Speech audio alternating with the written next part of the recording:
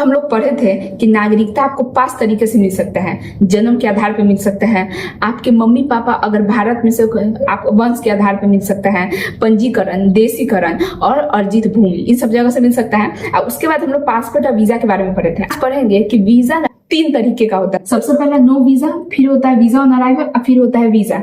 इसका मतलब है नो वीजा, अगर आप किसी देश में जाते हैं और वहां पे आपको परमिशन लेना पड़ेगा, तो परमिशन लेने के लिए ना 3 तरीका है।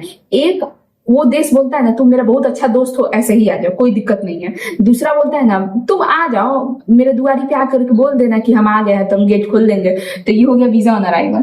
3 में क्या बोलता है ना, तुमको 3-4 दिन पहले बोलना पड़ेगा कि हम आ रहे हैं। नहीं समझ में आया होगा, हमको पता है। अब सुनिए, नो वीजा, नेटा व पोटा वाली दोस्त, एकदम बचपन की दोस्त, साथ में हम लोग एक दूसरे का नेटा पोच के आदि में लगा देते थे।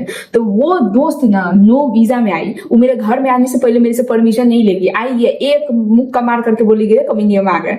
और उसके बाद दूसरा में वीजा ऑन अराइवल है, यानी कि वो दोस्त जो हमको जवानी में मिली है, यानी कॉलेज में जा करके नई नई दोस्त बनी है और मेरे घर पे आ गई बिना बोले। अब हमको आवाज दे रही है, मुंजरी ए मुंजरी घर पे है, तो हम बोलेंगे हाँ है, तू आइए, आ जा। तो उसको हम क्या बोले, दुआरी पे वो आकर के पूछी कि हम आ जाए, तो हम बोले आ ना। तो ये क्या हो गया, वीजा ऑन अराइवल। तो ये कौन देश देता है, भूटान देता है। ये एकदम चड्डी बट्टी वाला कौन दोस्त है, नेपाल। नेपाल बोलता है वीजा का दरकार नहीं, ऐसे ही आ जाओ। अब देखो वीजा लास्ट वाला, नॉर्मल वीजा, जो अमेरिका वगैरह लेता है कि तुमको 3-4 दिन पहले बोलना होगा। तो इसको कैसे समझिएगा, अगर मेरा शादी होने वाला है, अब मेरा घर पे लड़का आने वाला है, तो उसके पापा मेरे पापा को फोन करके बोलेगा कि भाई रविवार के दिन छुट्टी है, तो हम अपना आएंगे लड़की उसी दिन देखने के लिए, मेरे लड़का का छुट्टी है।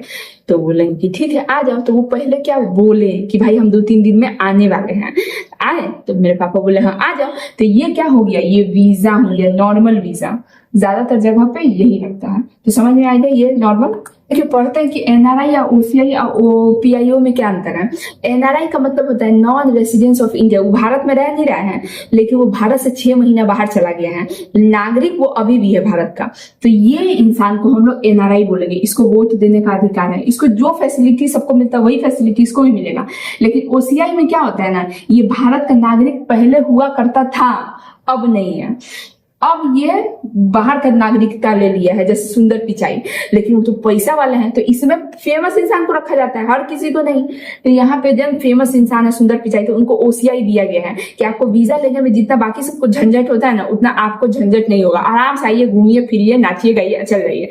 तो ओसीआई में वोट देने का अधिकार नहीं है, क्योंकि अब तो ये भारत के नागरिक नहीं रहे, लेकिन बाकी इनको हर तरह का फैसिलिटी मिलेगा। तो ये ओसीआई हो गया। ओपीआई मतलब क्या होता है ना, पर्सन ऑफ इंडियन ओरिजिन, यानी कि इनके मम्मी पापा में से कोई एक भारत का नागरिक था, ये भले ही दूसरा जगह जाके बस गए। जैसे सुनीता विलियम के जो पापा थे वो बाहर अमेरिका में जाके बस गए, तो लेकिन भाई उनका ददियाल हुआ ये इंडिया, तो वो आ सकती है, जब मन तब घूमने आ सकती है। लेकिन अब ये ओसीआई खत्म हो चुका है, 2015 में खत्म होकर के इसके साथ मिला दिया गया है। यानी अब उनके पास ओपीआई वाला कार्ड नहीं होगा, कौन सा वाला होगा, ओसीआई वाला। उनको भी हर तरह का फैसिलिटी मिलेगा, आराम से घूम सकती है, इज्जत सामान सब चीज होगा, लेकिन अब उनके पास ओसीआई वाला है। तो ये थोड़ा सा समझ गए। अब समझते हैं कि एम्बेसडर मतलब क्या होता है। पहले तो लोग एक अपना घर में रहते थे, अब बिखर चुके हैं, हर जगह हर आदमी है। जैसे हमारा बहुत सारा आदमी अमेरिका गया हुआ है, ठीक है। इन लोगों को कोई भी दिक्कत होगा तो ये लोग तो अनजान शहर में बेचारा अकेले पड़ जाएगा, कोई तो इनका बात सुनना चाहिए। सरकार तो उनके साथ है नहीं, उनका देश वाला तो उनके साथ है नहीं। तो उसमें क्या होता है ना कि ये इंडिया है, इंडिया का एक राजदूत को यहाँ भेजा जाता है, ठीक है। वो यहाँ पे ऑफिस लेकर रहता है। इन लोगों को कोई भी प्रॉब्लम होगा ना, तो सबसे पहले किसके पास जाएगा, एम्बेसडर के पास जाएगा बात करने के लिए कि भाई मेरे साथ ये दिक्कत हो गया है, मेरा वीजा एक्सपायर हो गया, हमको रहना था 4 दिन, रह लिया हम 5 दिन, पैर में चोट आ गया था। तो ये सारा बात कौन सुनेगा, एम्बेसडर सुनेगा। और क्या, दोनों देश में रिलेशन सही बैठाएगा। तो इंडिया का भी यहाँ रहता है एम्बेसडर, ये जो अमेरिका है, अमेरिका का भी यहाँ पे रहता है। एक और चीज, ये जो जमीन है ना, ये जमीन भी हमारा होता है। यानी कि जब इंडिया को यहाँ पे एम्बेसडर के लिए घर बना था, एम्बेसडर को राजदूत कहते हैं। ये किसका है दूत? ये राजा का दूत है। जैसे कि अंगद जी दूत बन करके गए थे राम जी के तरफ से रावण को समझाने के लिए कि ऐसे ऐसे, तो रावण उनके ऊपर हथियार नहीं चला सकता था। अगर चला देता तो ये उल्लंघन हो जाता। पहले के राजा लोग को बात समझाने के लिए कौन आता था? राजदूत आता था कि भाई हमारे राजा चाहते हैं कि आपके साथ मिल के बैठ के बात करें कि चीजें सुलझ जाए। तो राजा बोलता है ठीक है, तो उसके ऊपर तलवार नहीं चला सकते हैं आप, उसको मार नहीं सकते, उसको पूरा इज्जत सम्मान से खिलाइए पिलाइए, फिर उसको रवाना कर दीजिए। अगर आपने उसको तलवार चला दिया तो इसका मतलब है कि आपने डायरेक्ट राजा को तलवार चला दिया। तो वही बात यहाँ पे होता है। अगर एम्बेसडर को कुछ भी हो गया तो इसका मतलब है कि आपने उस देश पे हमला किया, यानी भारत पे हमला किया है, तो भारत उससे अपना बदला ले लेगा। तो देखिए ये जो जमीन खरीदाया, हाँ, ये इंडिया ने खरीदा है, इसी का बिल्डिंग बनाया, उसी बिल्डिंग में राजदूत भी रहता है। तो अगर मान लीजिए इस राजदूत का बिल्डिंग की तरफ ना कोई भी जा नहीं सकता बिना परमिशन के। उस देश का जो प्रेसिडेंट है, अमेरिका का जो प्रेसिडेंट है, वो भी बिना परमिशन के इसके अंदर जा नहीं सकता है। अब थोड़ा सा भी खरोच नहीं ला सकता है राजदूत को, क्योंकि अगर उसको खरोच आ गया तो हम लोग मान लेंगे कि हम लोग के भारत को खरोच आया है। समझ में आया? तो इतना ज्यादा पावरफुल होता है। तो होता ही है ना कि राजदूत ज्यादातर ना बड़े शहरों में बनाया जाता है या उस देश की राजधानी में बनाई जाती है। तो अगर सब लोग, अब कुछ लोग यहाँ काम कर रहे हैं, कुछ यहाँ काम कर रहे हैं, इतना सब थोड़ी ना जा पाएगा। इसके ऊपर बहुत ज्यादा लोड था। तो फिर क्या किया गया, हर जगह इसका छोटा छोटा ऑफिस बनाया गया। मेन सेंटर यही है, लेकिन हर जगह छोटा ऑफिस बनाया गया जो ज्यादातर बिजनेस की चीजों को देखता है। जैसे कि इंडिया का ना, अमेरिका 90% चिंगड़ी मछली बाहर से मंगाता है, बहुत चिंगड़ी मछली खाता है, और इंडिया इसको बहुत ज्यादा भेजता है। 40% के आसपास में इसको चिंगड़ी मछली भेजता है। भेजा, अब चिंगड़ी मछली बासी हो गया, तो यहाँ पे बंदरगाह है, यहाँ पे जैसे चिंगड़ी मछली उतरा वैसे ही वहां पे ना बिजनेसमैन वाला लोगों में ना दोनों में झड़प हो गया, माथा फूट उठ गया, अथी हो गया।